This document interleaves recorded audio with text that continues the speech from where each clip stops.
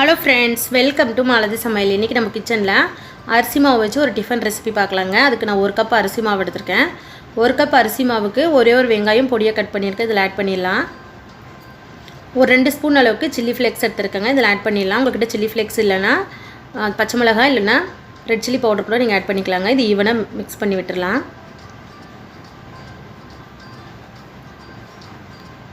நான் இன்றைக்கி வறுக்காத மாவு தான் எடுத்திருக்கேன். வறுத்த மாவு வறுக்காத மாவு எதனாலும் ஆட் பண்ணிக்கலாங்க. இன்ஸ்டண்ட்டாக கடையில் உள்ள மாவு தான் எடுத்திருக்கேன். பச்சரிசி மாவாக பார்த்து எடுத்துக்கோங்க.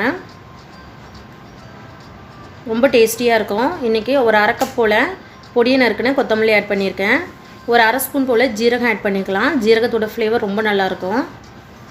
இப்போ தேவையான அளவு உப்பு போட்டுடலாங்க.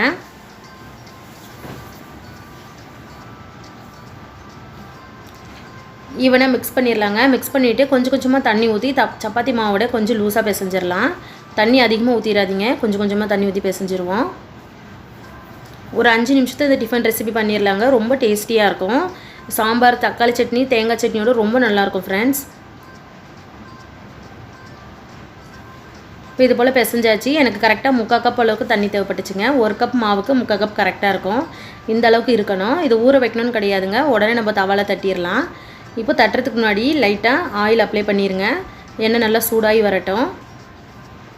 நீங்கள் தோசை தவாவில் கூட ஆட் பண்ணிக்கலாங்க. தோசை தவாலையும் நல்லா ஒட்டாமல் வரும். கையில் லைட்டாக தண்ணி டிப் பண்ணிக்கோங்க. டிப் பண்ணிவிட்டு கொஞ்சமாக மாவு எடுத்துக்கோங்க.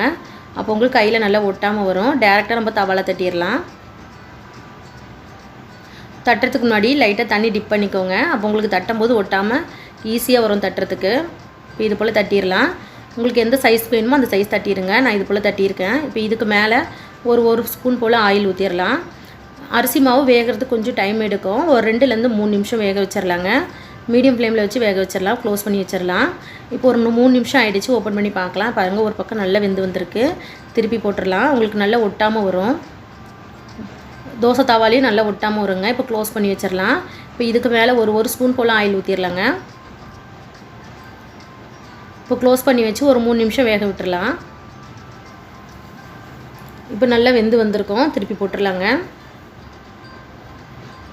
இப்போ பாருங்கள், 2 பக்கமும் நல்லா வெந்து வந்திருக்கு. இருக்கிற மாவில் இது போல் ரெடி பண்ணி எடுத்துடலாம். நான் இன்றைக்கி 1 கப் மாவுக்கு எனக்கு 4 ரொட்டி அளவு கிடச்சிதுங்க. பாருங்கள், நல்லா செவந்து வந்திருக்கு.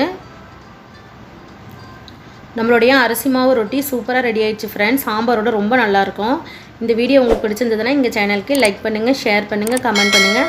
மறக்காமல் malathi சமையலுக்கு சப்ஸ்கிரைப் பண்ணிக்கோங்க ஃப்ரெண்ட்ஸ். தேங்க்யூ.